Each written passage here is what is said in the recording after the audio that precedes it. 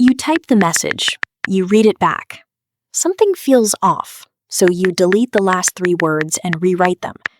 You read it again. Now the tone feels wrong, too flat, or maybe too eager, so you add an exclamation point. Then you delete the exclamation point because that feels like too much. You stare at it for 11 more seconds. You hit send. And the second it leaves your thumb, you already regret it a little. If that's you, you're not alone. And here's what nobody tells you about it. That habit isn't insecurity. It's not you being dramatic over nothing. There's an actual psychological mechanism running under the surface every single time you do that. And once you see it, you're going to notice it everywhere. Here's the thing psychologists have actually studied. It's called self-presentation, the process of managing how others perceive you. And texting activates it more intensely than almost any other form of communication. Why? Because when you talk to someone face-to-face, your tone, your pauses, your half smile, all of that carries meaning automatically. Text has none of that.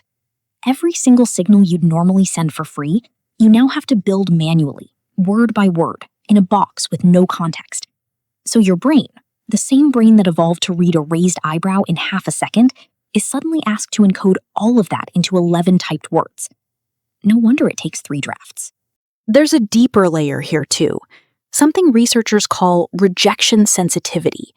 Some people are wired to detect and fear social rejection more intensely than others. And for them, an ambiguous text isn't just a message, it's a small test with real emotional stakes attached. A missing exclamation point can read as coldness. A single period at the end of a sentence can suddenly feel like a verdict.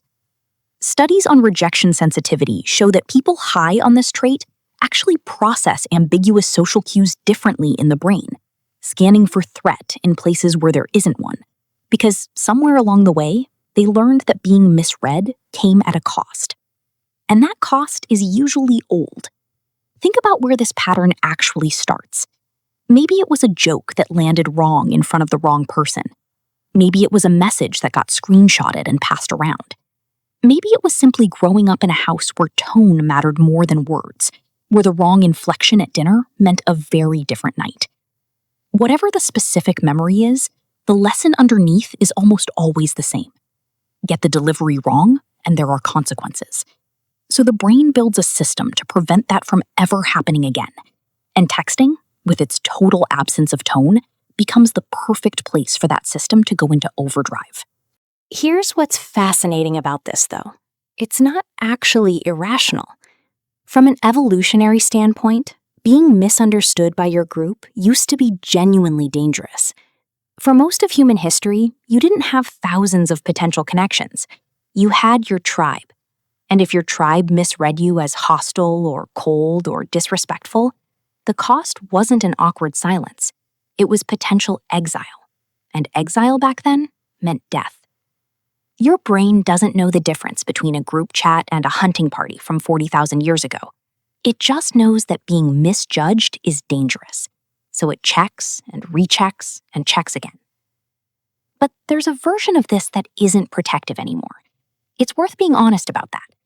When the redrafting stops being about clarity and starts being about controlling an outcome you can't actually control, no amount of wording will make someone respond the way you need them to. That's not communication anymore. That's a kind of quiet anxiety wearing the costume of carefulness. The tell is usually this. If you're editing to be clear, you stop once it reads clean. If you're editing to be safe, you never quite feel done, because the goal was never the sentence. It was controlling how someone else feels about you. And that was never fully in your hands to begin with. There's actually a term for part of what's happening in that loop. Psychologists call it cognitive rumination, the tendency to replay the same thought or scenario over and over without reaching resolution. Normally, rumination shows up after something's already happened, replaying an argument, rehashing an awkward moment. But with texting, something stranger occurs. The rumination happens before the event even exists. You're pre-living a reaction that hasn't happened yet, imagining how they'll read it, what they'll assume, whether they'll be annoyed, and you're doing all of that based on zero actual information. just a blank text box and your own imagination filling in the worst-case tone. This is where it gets interesting, because the people who do this most intensely are often the same people who are excellent at reading a room in person. They pick up on a shift in someone's posture, a slightly delayed reply, a change in energy that most people miss entirely. That sensitivity isn't a flaw. It's a genuinely useful skill in face-to-face situations where there's real information to read. The problem is that texting strips away almost all of that information, and a finely tuned radar with nothing real to scan for will start generating signals out of static. It's not that these people are bad at reading people, it's that they're trying to read a conversation that hasn't happened yet, using a sense built for a completely different kind of room. And then there's the other kind of overthinker, the one this is actually worth talking about, because it gets overlooked constantly. Some people redraft their texts not out of fear, but out of genuine care. They're not scanning for danger.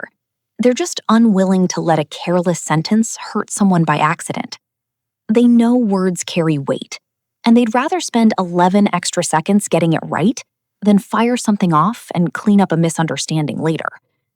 Research on interpersonal sensitivity actually links this trait to higher empathy and stronger long-term relationships, because these are usually the people who remember exactly what you said and why it mattered. What looks like hesitation from the outside is often just attentiveness on the inside.